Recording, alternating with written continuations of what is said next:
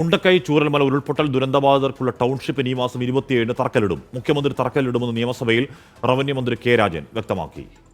Sir, ഈ list തയ്യാറാക്കുന്ന അധികാരം സ്റ്റാറ്റ്യൂട്ടറി ബോഡി ആയിട്ടുള്ള DDMA ആണെങ്കിലും അതുവരെ സർക്കാർ ഇടപെടുന്നില്ല. സാർ, അത് കഴിഞ്ഞാൽ അതിലും ഉൾപ്രാപ്ത കുടുംബങ്ങളുണ്ടെങ്കിൽ അക്കാര്യം മാനദണ്ഡങ്ങൾക്കകത്താണെന്ന് ഉറപ്പിച്ചുകൊണ്ട് നൽകിയാൽ അക്കാര്യവും പരിശോധിക്കും. കേന്ദ്രം സംസ്ഥാനത്തിന്റെ മുമ്പാകെ ഒരു ഗാർഡിയൻ ഏഞ്ചൽ അവതരിപ്പിക്കണം. സാർ, യഥാർത്ഥത്തിൽ ഗാർഡിയൻ ഏഞ്ചലായിട്ടല്ല, ചെകുത്താനായിട്ട് അവതരിക്കുന്ന സ്ഥിതിവിശേഷമാണ് കേന്ദ്ര ഗവൺമെന്റ് ഈ നാടിനോടും ഈ നാട്ടിലെ മനുഷ്യരോടും ചെയ്യുന്നത് എന്ന് നാം കാണുകയാണ്. പുനരധിവാസം വൈകുന്നത് ചൂണ്ടിക്കാട്ടി പ്രതിപക്ഷം നൽകിയ അടിയന്തര പ്രമേയ നോട്ടീസിന് മറുപടി നൽകുകയായിരുന്നു മന്ത്രി. ദുരന്തബാധിതരുടെ അന്തിമ ലിസ്റ്റ് പ്രസിദ്ധീകരിച്ചിട്ടില്ലെന്നും സംസ്ഥാന സർക്കാർ പുനരധിവാസം വൈകിപ്പിച്ചുവെന്നും ടി സിദ്ദീഖ് കുറ്റപ്പെടുത്തി. വിവരങ്ങളുമായി ഉമേഷ് ബാലകൃഷ്ണൻ ചേരുന്നു നിയമസഭയിൽ. ഉമേഷ്, ദുരന്തബാധിതരുടെ ചികിത്സയ്ക്ക് 5 ലക്ഷം രൂപ ചെലവഴിക്കുകയും കൃപേഷ് ശരത്ലാൽ കൊലപാതകികളെ രക്ഷിക്കാൻ 125 ലക്ഷം രൂപ ചെലവഴിക്കുകയും ചെയ്തു എന്നതടക്കമുള്ള കാര്യങ്ങൾ ടി സിദ്ദീഖ് സഭയിൽ പറയുകയായിരുന്നു. ഏത് രീതിയിലായിരുന്നു ആ ചർച്ച? ഇപ്പോൾ നടക്കുന്നത് എന്താണ്? കൽപ്പറ്റയിൽ നിന്നുള്ള MLA കൂടിയായ ടി സിദ്ദീഖ് വളരെ വൈകാരികമായിട്ടായിരുന്നു ഇന്ന് അടിയന്തര പ്രമേയ നോട്ടീസ് അവതരിപ്പിച്ചത്. എന്തായാലും നോട്ടീസിന് ഇപ്പോൾ അനുമതിയില്ല എന്ന് സ്പീക്കർ പ്രഖ്യാപിച്ചു കഴിഞ്ഞു. എന്തായാലും വളരെ ക്രിയാത്മകമായ ചർച്ചയാണ് ഇന്ന് സഭയിൽ നടന്നതിൽ ഏറ്റവും സുപ്രധാനമായ പ്രഖ്യാപനം ഈ മാസം 27-ന്, അതായത് മാർച്ച് 27-ന് മുണ്ടക്കൈ ചൂരൽമല പുനരധിവാസ കേന്ദ്രത്തിന് എസ്റ്റേറ്റിൽ തറക്കല്ലിടാൻ പോകുന്നു, ടൗൺഷിപ്പിന്റെ തറക്കല്ലിടാൻ പോകുന്നു എന്നുള്ള പ്രഖ്യാപനം റവന്യൂ മന്ത്രി ഇപ്പോൾ സഭയിൽ നടത്തി കഴിഞ്ഞിരിക്കുന്നു.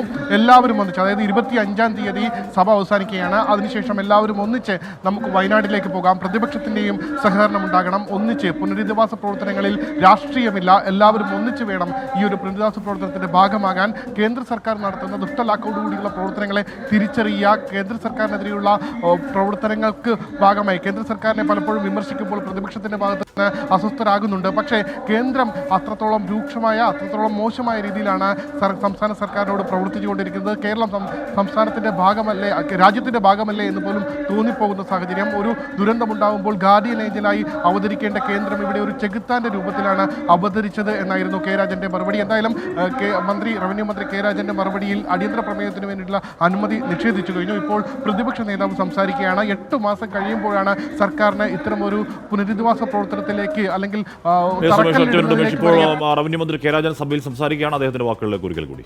സാർ, ദുരന്ത സ്ഥലത്ത് നമ്മൾ നിൽക്കുമ്പോൾ നമ്മൾ കേട്ടതല്ലേ, കേരളത്തിലെ ഗവൺമെന്റ് എന്ന് പറഞ്ഞാൽ ഞാനടങ്ങുന്ന ഭരണപക്ഷമല്ല, ഈ പ്രതിപക്ഷവും കൂടി നമ്മൾ കേരളം ആ ദുരന്ത നിവാരണ സ്ഥലത്ത് എല്ലാവർക്കും ഭക്ഷണം കൊടുത്ത് മുന്നേറിയപ്പോ അതുവരെ ഭക്ഷണ വിതരണ സംഘം കൊടുക്കാത്ത ബ്രെഡ് പൂത്ത കഥ അവിടെ ഉണ്ടായി. സാർ, കൊടുക്കാത്ത ബ്രെഡ് എങ്ങനെയാണ് പൂക്കുക? സാർ, അതുവരെ ദുരന്ത നിവാരണ സ്ഥലത്ത് ഒരിടത്തും കൊടുക്കാത്ത ബ്രെഡ് പൂത്ത കഥ നമ്മുടെ നാട്ടിലുണ്ടായി.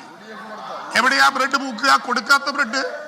സാർ, ആഗസ്റ്റ് 17-ന് കേരളം കേന്ദ്ര ഗവൺമെന്റിന്റെ മുമ്പിൽ കൊടുത്ത മെമ്മോറാണ്ടം, അത് ആഗസ്റ്റ് 23-ാം തീയതി കോടതിക്ക് സമർപ്പിച്ച memorandum, the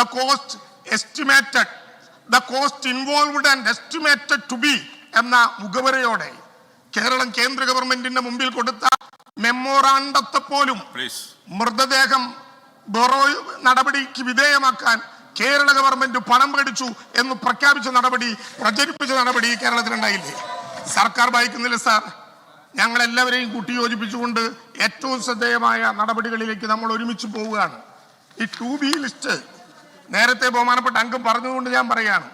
8th GLPSC school, Punchirimattam Vanarani, Mundakkai Punchirimattam, Chooralmala Mundakkai 11-ാം വാർഡ്, ചൂരൽമല ഹൈസ്കൂൾ റോഡ്, ഫോർമൻ road, new village office road, new village Gopimoola road, Attamala road, 12ഉം 10ഉം വാർഡുകളിൽ. സാർ, ഇവിടെ താമസിക്കുന്ന ഐസൊലേറ്റഡ് ആയിട്ടുള്ള മനുഷ്യരുടെ പ്രശ്നങ്ങൾ ഈ ഗവൺമെന്റിന് അറിയാതെയാണോ? നമുക്ക് എല്ലാവർക്കും ഒരുമിച്ച് അറിയാവുന്നതല്ല, നമ്മൾ ഒരുമിച്ച് പോയതല്ലേ അവിടെയെല്ലാം. അവിടെയുള്ള പ്രശ്നങ്ങളിൽ 2B ലിസ്റ്റ് പ്രഖ്യാപിച്ചിട്ടേ ഉള്ളൂ. അവിടെ നമ്മളൊരു ഐസൊലേറ്റഡ് എന്ന നിർവചനം എങ്ങനെയുണ്ടാവുക? അവിടേക്ക് പോകാൻ പറ്റാതെ ഒറ്റപ്പെടുന്നവർ, നേരത്തെ പറഞ്ഞ സാസ്കിയിലോ 120 കോടിയിലോ വെച്ച് അവിടെ വീട് നിർമ്മിച്ച്, അല്ല അവിടെ റോഡ് നിർമ്മിച്ചവർക്ക് പോകാനുള്ള വഴി എത്തിയാൽ പിന്നെ പുതിയ വീടിന്റെ ആവശ്യം ഉണ്ടാകില്ല. സാർ, ഞാൻ അവസാനിപ്പിക്കുന്നു. അപ്പൊ അതുകൊണ്ട് അങ്ങനെ ആരെങ്കിലും ഒറ്റപ്പെട്ടിട്ടുണ്ടെങ്കിൽ അവർക്ക് പരാതി നൽകാം. അവരുടെ പരാതി സർക്കാർ കേൾക്കും. ആ പരാതിയിൽ പോസിറ്റീവായ നടപടി ഉണ്ടാകും.